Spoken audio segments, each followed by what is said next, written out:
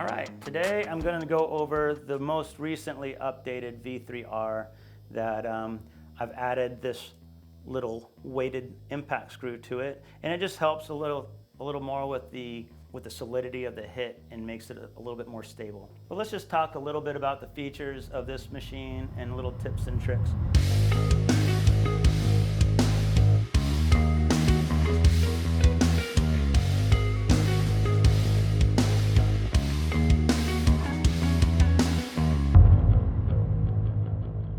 The biggest thing is I wanted this to be very user-friendly, that you can play with the settings and know how to get back to the default settings. The two settings that you have on here that are mechanical are the stroke is the number one thing that you'll mess with during your tattooing or when you're setting it up to get it to your likeness. And then you have the impact screw itself. So first off, we're just gonna talk about the stroke here. Now, if you wanna see where the default setting is, where we feel the stroke should be, is when the armature bar is up, roll this cam here, and you're gonna roll it over gently, and so it's touching this, I'll call this the drive spring right here. And when you do, you're gonna notice that the line on the cam is about center with this little notch here in the frame. And that's how you know that the stroke is ideally set for where the default setting is. Now, if you wanna see, this is on about number 4. On this dial here, there's a number 4. And let's go put this at number 1. So right here, we're at number 1. And now when we roll the cam over, you're gonna see that it's up closer this way. It's more pointed up. It's maybe at like an 11 o'clock versus a 10 o'clock. And that's gonna have a shorter stroke. And then if I take it all the way down to the longest stroke here at 9, and you can see it's more at maybe a 9:30 position, and that's gonna be the longest stroke. The longer the stroke, the harder it's gonna hit because the needle's traveling faster per cycle. And a longer stroke is if you want a slower, punchier machine, if you wanna run at lower volts, lower speeds, you're gonna want probably a longer stroke to compensate. And if you wanna take that same needle grouping and you're gonna run it faster, say 6.5 volts, you'll wanna shorten your stroke so that your needle isn't going crazy hard driving into the skin. The next is we got the impact screw. Now, you have a side locking screw right here that keeps this screw from backing out or getting stripped out. So after you adjust it, make sure that you tighten this. And you don't necessarily have to loosen it to tighten it if you were just making a small adjustment. If you're trying to back this whole thing out or you're replacing an old impact screw with this new weighted one, then you're definitely gonna wanna loosen all this stuff up here. I don't think this is gonna be something that you're gonna have to be messing with a lot. But if your machine starts to lose power and it feels like it's skipping or something, then maybe you need to turn this impact screw in. So when I do, to check this, I'm gonna push the bar down and then I roll my finger over. And it's just a gentle thing. I don't want to try to bend this spring with it, but I'm going to push it over and I want to see where this line is in reference to this little notch right here. And with a standard needle, I kind of like it towards the lower end of that notch. You know, if the bar was up a little higher, or if you turned your impact screw in, you'd raise your impact up and it'd be on the higher side of that. So when it's backed off, you're just checking this. I roll this cam over after I backed out this screw, and you can see the line is about a 2:30 position, and it really needs to be at about a 1 o'clock position and lined up. So I'm gonna turn that in a little, and you can see now it's pointed towards the lower part of that notch. Okay, so those are the adjustments, and now let's put it into action. First thing, a little trick to not make your machine spit is to open up your needle bar loop. So I made this little crown. So this little crown here, it's kind of decorative, but it serves a purpose. It's kind of, I call it the eye opener thumb screw. And you take your loop of your needle bar, stick it in there, and it'll open this loop up to the right size. Now, I always like to put a gentle bend on my needle. And the idea is that you bend the needle, a gentle arc all the way through, that when you put your rubber band on, it's gonna straighten out the needle. So it'll be fairly straight with still just a gentle arc to it. And that's gonna make it so it's not gonna siphon ink up the tip, and it's gonna keep your needle more stable in the machine.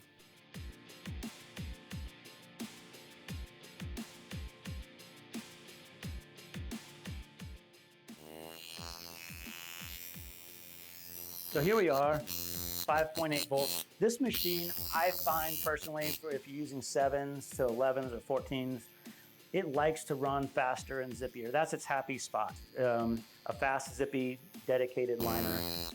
And here I am at the default setting. And I can run it lower, you know, if you're going over a shin or something. I'm at 5.3. Shorten the stroke.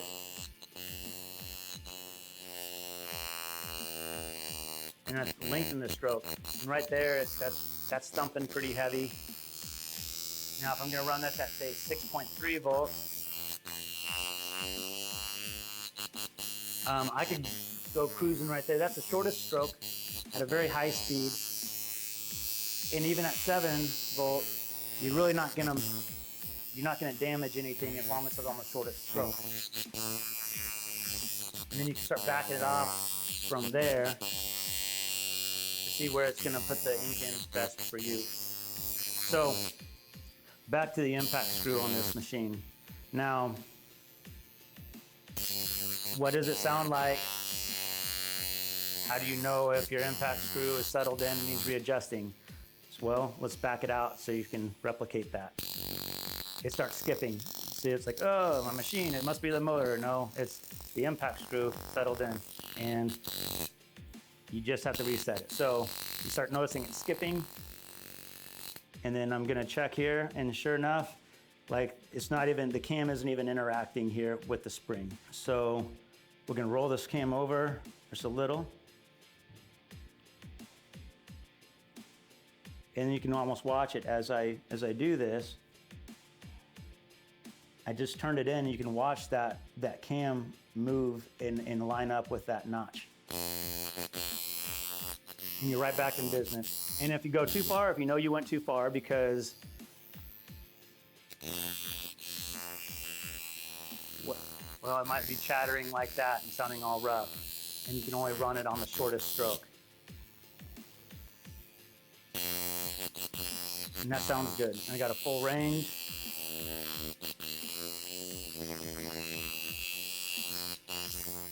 And there you go.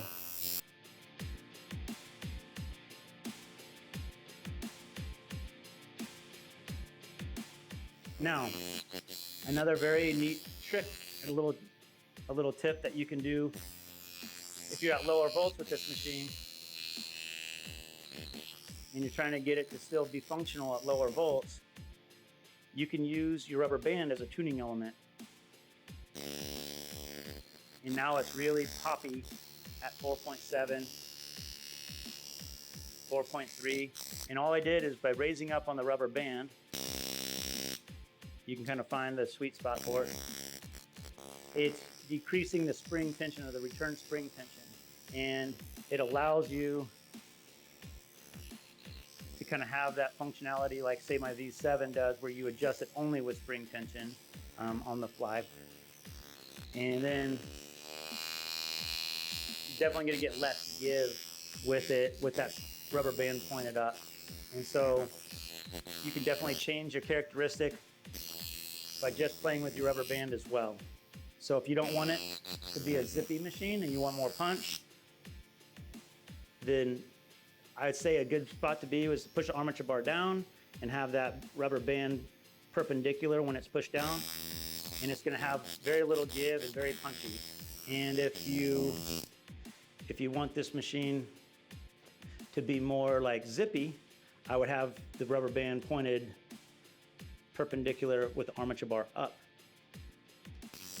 And you can tell it sounds lighter, but you can also run it a lot higher without having your machine hit too hard.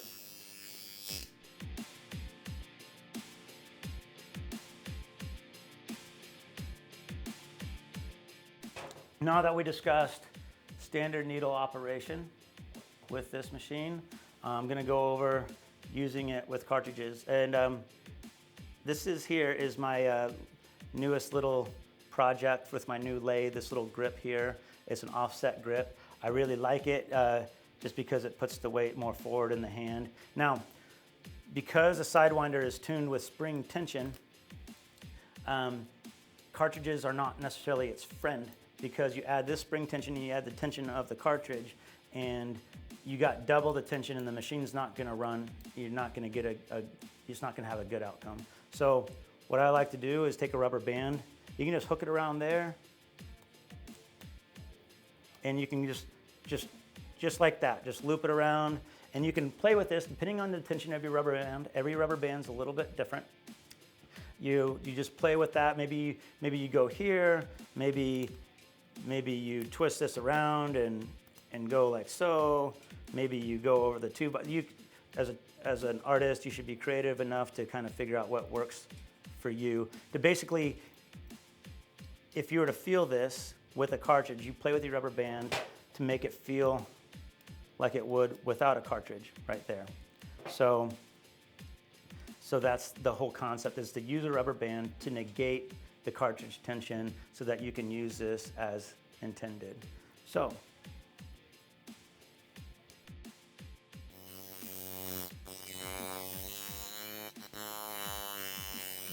and that's that. I mean, it's a pretty simple deal.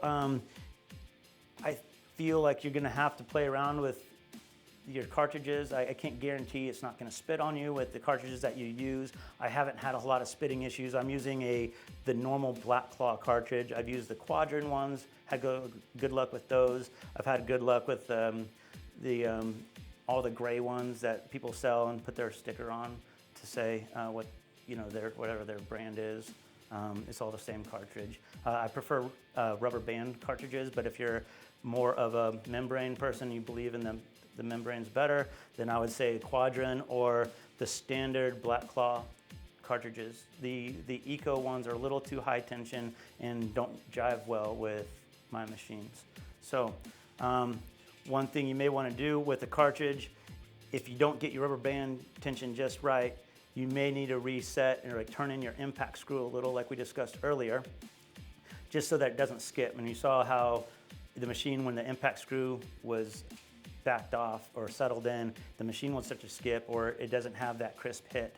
So that's all we're doing. And you can turn this down, play with your stroke. But I do encourage people, if you're gonna buy this machine, use it with standard needles so you understand how it's supposed to run and get comfortable with the machine, and then introduce the cartridges and see if you like that. But don't hinge your purchase on you only going to use it for cartridges. You may not have a very positive experience if you don't understand how it runs with standards first. Overall, that's the machine, and I hope this was helpful. So thanks for watching.